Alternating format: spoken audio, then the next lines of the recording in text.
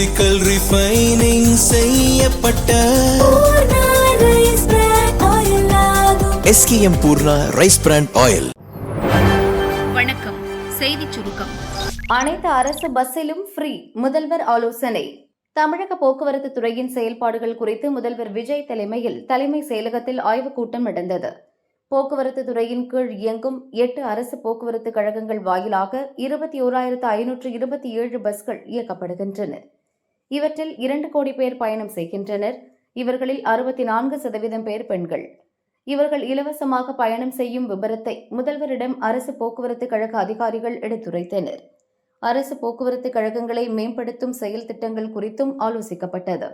இப்போது நகர பஸ்களில் மட்டும் செயல்படுத்தப்பட்டுள்ள மகளிர் இலவச பயணத்தை அனைத்து பஸ்களுக்கும் விரிவுபடுத்துவது, மின்சார பஸ்களை அதிகரிப்பது, போக்குவரத்து ஊழியர்களின் பிரச்சினைக்கு தீர்வு காண்பது குறித்தும் விவாதிக்கப்பட்டுள்ளது. திமுக கூட்டணிக்கு குட் பை, தாவேகா கொடுத்த மெகா ஆஃபர் ஓகே சொன்ன வைகோ. சென்னை தலைமைச் செயலகத்தில் நேற்று முதல்வர் விஜயை மதிமுக பொதுச் செயலர் வைகோ சந்தித்து பேசினார். இந்த சந்திப்பு 45 நிமிடங்கள் நீடித்தது.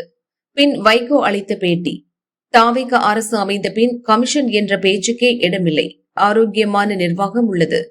மதிமுக எம்எல்ஏக்கள் ராஜினாமா செய்துவிட்டு மீண்டும் தேர்தலில் போட்டியிடுவர் என்ற விவாதங்கள் நடக்கின்றன. அந்த கற்பனை யூகங்களுக்கு என்னால் பதில் சொல்ல முடியாது. தாவேகா கூட்டணியில் மதிமுக சேருமா என்ற கேள்விக்கு இப்போது பதில் கிடைக்காது. மதிமுக பொதுக்குழு கூட்டத்தில் முடிவு அறிவிக்கப்படும் என்றார். இந்நிலையில் தமிழக அரசின் டில்லி சிறப்பு பிரதிநிதியாக வைகோவை நியமிக்க முதல்வர் விஜய் முடிவு செய்துள்ள தகவல் வெளியாகியுள்ளது.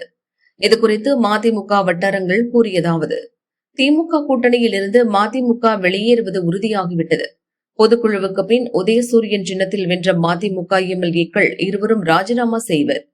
இடைத்தேர்தலில் அவர்கள் தனிச்சின்னத்தில் போட்டியிடுவர்.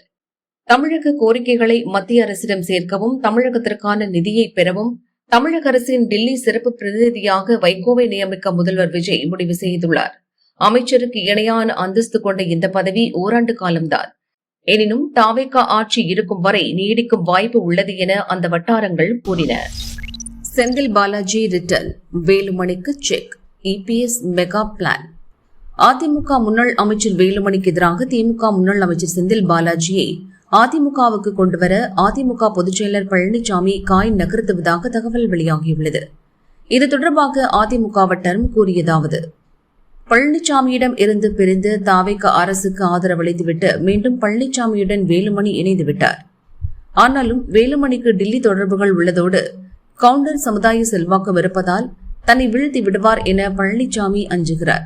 எனவே வேலுமணிக்கு எதிராக கட்சிக்குள்ளாகவே ஒருவரை வலுவாக உருவாக்க பழனிசாமி முயன்றார். ஆனால் எல்லா வகையிலும் வேலுமணியை எதிர்த்து அரசியல் செய்ய பழனிசாமிக்கு ஆள் கிடைக்கவில்லை. செந்தில் பாலாஜி சரியாக இருப்பார் என பழனிசாமிக்கு நெருக்கமான சிலர் கூறியுள்ளனர். தேர்தல் முடிவு வெளியான போது ஆட்சி அமைக்க தாவேகா தடுமாறிய நேரத்தில் திமுக அதிமுக இணைந்து ஆட்சி அமைக்க பேச்சு நடந்தது. அப்போது அதற்கான பணிகளை முன்னின்று கவனித்தது செந்தில் பாலாஜிதான். அப்போது பல ஆண்டுகளுக்கு பின் பழனிசாமியும் செந்தில் பாலாஜியும் நேரடியாக பேசிக் கொண்டனர். செந்தில் பாலாஜி அதிமுகவில் இருந்தபோதே அவரின் திறமை பழனிசாமிக்கு நன்றாக தெரியும். கடந்த 2021 தேர்தலில் கோவையில் 10 தொகுதிகளிலும் வெற்றி பெற்ற அதிமுக இந்த 2026 தேர்தலில் ஒரு தொகுதியில்தான் வென்றுள்ளது. அதோடு 7 தொகுதிகளில் 3ஆம் இடத்துக்கு தள்ளப்பட்டது. ஆனால் திமுக 2 தொகுதிகளில் வென்றதோடு கோவையில் பல மடங்கு வளர்ந்துவிட்டது. இதற்கு செந்தில் பாலாஜி தான் காரணம் என பழனிசாமி நம்புகிறார். வழக்கு விசாரணை என சிக்கியிருக்கும் செந்தில் பாலாஜி இதிலிருந்து தப்பிக்க டில்லியிடம் திரைமறைவில் பேச்சு நடத்துகிறார். இதை தனக்கு சாதகமாக்க நினைக்கும் பழனிசாமி அவரை அதிமுகவுக்கு இழுக்க முயற்சி செய்கிறார். அதன்படி முன்னாள் நீதிபதி மற்றும் தொழிலதிபர்கள் வாயிலாக பழனிசாமி பேச்சு நடத்தியிருக்கிறார். அப்போது கோவை உட்பட கொங்கு மண்டலத்தை மொத்தமாக உங்களுக்கு தர பழனிசாமி தயாராக இருக்கிறார். டில்லியிடம் பேசி வழக்குகளை சரிக்கட்டி விடலாம் என செந்தில் பாலாஜியிடம் பேசப்பட்டுள்ளது. ஆனால் வழக்குகள் தான் பிரச்சினை என்றால் பாரதிய ஜனதாவிலேயே சேர்ந்து விடலாமே என செந்தில் பாலாஜி யோசிக்கிறார். அதிமுகவில் பழனிசாமிக்கு பின் முக்கிய பொறுப்புக்கு வர வாய்ப்பிருப்பது குறித்தும் யோசிக்கிறார். எனவேதான் பழனிசாமியின் அழைப்புக்கு இன்னும் மறுப்பு தெரிவிக்காமல் இருக்கிறார். இவ்வாறு அந்த வட்டாரம் கூறியது. மக்கள் பிரச்சினை முக்கியம், ஸ்டாலின் அட்வைஸ். முதல்வர் விஜய் தலைமையிலான முதல் சட்டசபை கூட்டத்தொடர் இன்று காலை கவர்னர் உரையுடன் துவங்குகிறது. சபையில் திமுக எம்எல்ஏக்கள் எப்படி செயல்பட வேண்டும் என்பது குறித்து சென்னை அறிவாலயத்தில் ஆலோசிக்கப்பட்டது. திமுக எம்எல்ஏ கூட்டத்திற்கு கட்சித் தலைவர் ஸ்டாலின் தலைமை வகித்தார்.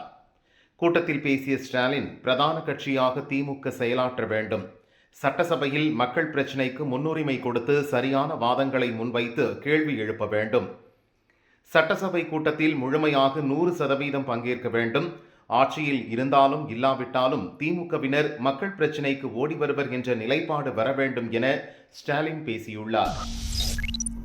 20,000 கோடி வருவாய், முதல்வரின் மாஸ்டர் பிளான் எப்படி சாத்தியம்? நேற்று முன்தினம் முந்தைய அரசின் நிதிநிலை குறித்த வெள்ளை அறிக்கையை நிதித்துறை அமைச்சர் மரிய வில்சன் வெளியிட்டார்.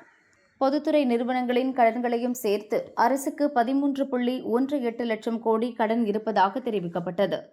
நிதி இழப்புகளை தடுத்து ஊழலற்ற நிர்வாகத்தை பின்பற்றி இந்த ஆண்டில் 20,000 கோடி வரை கூடுதல் நிதி ஈட்ட தமிழக அரசு திட்டமிட்டுள்ளது. இதுகுறித்து தமிழக அரசின் உயர் அதிகாரி ஒருவர் கூறியதாவது: தமிழகத்தில் சுண்ணாம்புக்கல், மேக்னசைட், கிராஃபைட், இரும்புத்தாது, கிரானைட் உள்ளிட்ட கனிம வளங்கள் அதிகம் உள்ளன. கனிம வள சுரங்கங்களை குத்தகைக்கு விட்டு வருவாய் ஈட்டுவதில் பல ஆண்டுகளாக அதிக அளவில் முறைகேடுகள் நடக்கின்றன. இந்த வருவாய் தனியாருக்குத்தான் செல்கின்றன. பெருநகரங்களில் பத்திரப்பதிவு செய்யப்படும் சொத்துக்கள் சந்தை மதிப்பை விட குறைந்த மதிப்பிற்கு பதிவு செய்யப்படுகிறது. அதன் வாயிலாக அரசுக்கு கிடைக்கும் வரி வருவாயில் பெரிய இழப்பு ஏற்படுகிறது. முத்திரைத்தாள், பத்திரப்பதிவு, ஆயத்தீர்வை, ஜிஎஸ்டி வரி வசூல் ஆகியவற்றில் நடக்கும் முறைகேடுகளால் மட்டும் ஆண்டுக்கு பல 100 கோடி வருவாய் இழப்பு ஏற்படுகிறது. பொதுப்பணித்துறை, நெடுஞ்சாலைத்துறை, மின்வாரியம் போன்ற அனைத்து அரசு துறைகளிலும் ஒப்பந்த பணிகளுக்கு திட்ட மதிப்பீட்டு செலவை விட 30% வரை கூடுதல் விலை வழங்கப்படுகிறது. அரசு நிர்வாகத்தில் நடக்கும் ஊழல்களை தடுத்து சந்தை மதிப்புடன் வழிகாட்டுதல் மதிப்பை சீரமைக்க உள்ளோம். கனிம வளத்துறை நிர்வாகத்தை நவீனமயமாக்கி இழப்பு ஏற்படும் வழிகளுக்கு தீர்வு காண்போம். அரசின் அதிகார வரம்புக்குள் அனைத்து நடவடிக்கைகளும் மேற்கொள்ளப்பட உள்ளன. ஒப்பந்த பணிகளில் ஏற்படும் நிதி இழப்பை தவிர்க்க போட்டித்தன்மை நிறைந்ததாக டெண்டர்கள் வெளியிட நடவடிக்கை எடுக்கப்படும். இதன் மூலம் இந்த ஆண்டில் மட்டும் 20,000 கோடி வரை கூடுதல் நிதி வரவை ஈட்ட திட்டமிடப்பட்டுள்ளது என்றார். நான் முதல்வன் திட்டத்தின் பெயரை மாற்றிய தாவேக அரசு. திமுக அரசால் தொடங்கப்பட்ட நான் முதல்வன் திட்டத்தின் பெயர் டிஎன் ஸ்கில் கார்ப்பரேஷன், அதாவது திறன் தமிழ்நாடு கார்ப்பரேஷன் என மாற்றம் செய்யப்பட்டுள்ளது. திமுக ஆட்சியில் 2022இல் நான் முதல்வன் திட்டம் தொடங்கப்பட்டது. மாணவர்களின் கல்வி, திறன் மற்றும் வேலைவாய்ப்பை மேம்படுத்துவதற்காக இந்த திட்டம் தொடங்கப்பட்டது. அரசு பள்ளி, கல்லூரி மற்றும் பல்கலைக்கழக மாணவர்களின் தனித்திறமைகளை அடையாளம் கண்டு அவற்றை வளர்ப்பது, தற்போதைய உலகளாவிய தொழில்நுட்ப வளர்ச்சிக்கு ஏற்ப பயிற்சி அளிப்பது போன்ற உதவிகள் வழங்கப்பட்டன. தற்போது அமைந்துள்ள புதிய அரசு நான் முதல்வன் திட்டத்தின் அதிகாரப்பூர்வ சமூக வலைதள பக்கத்தில் உள்ள பெயரை திறன் தமிழ்நாடு கார்ப்பரேஷன் என மாற்றியுள்ளது. அதோடு மே 15ஆம் தேதிக்கு முந்தைய அனைத்து பதிவுகளும் நீக்கப்பட்டுள்ளன. 13 மாவட்டங்களில் இன்று கனமழை. வானிலை ஆய்வு மையம் அறிவிப்பு. தமிழகத்தில் கோவை, நீலகிரி, தேனி உட்பட 13 மாவட்டங்களில் இன்று பலத்த காற்றுடன் கனமழை பெய்ய வாய்ப்புள்ளது என வானிலை ஆய்வு மையம் தெரிவித்துள்ளது. நேற்று காலை வரையிலான 24 மணி நேரத்தில் வேலூர் மாவட்டம் மேலாளத்தூர் பகுதியில் 4 சென்டிமீட்டர் மழை பெய்துள்ளது. தமிழகத்தின் வட மாவட்டங்கள் முதல் லட்சத்தீவுகள் வரை வளிமண்டலத்தில் ஒரு காற்றழுத்த தாழ்வு பகுதி நிலவுகிறது. இதனால் தமிழகத்தில் சில இடங்களில் மற்றும் புதுச்சேரியில் இன்று இடி மின்னலுடன் மிதமான மழை பெய்ய வாய்ப்புள்ளது. நீலகிரி, கோவை, தேனி, திண்டுக்கல், மதுரை, ஈரோடு, நாமக்கல், கரூர், திருச்சி, புதுக்கோட்டை, சிவகங்கை, அரியலூர், பெரம்பலூர் மாவட்டங்களில் ஓரிரு இடங்களில் இன்று இடி மின்னல் மற்றும் பலத்த காற்றுடன் கனமழை பெய்ய வாய்ப்புள்ளது. சென்னை மற்றும் புறநகர் பகுதிகளில் இன்று வானம் ஓரளவு மேகமூட்டமாக காணப்படும். சில இடங்களில் இடி மின்னலுடன் லேசான மழை பெய்ய வாய்ப்புள்ளது. இவ்வாறு வானிலை மையத்தின் அறிக்கையில் கூறப்பட்டுள்ளது.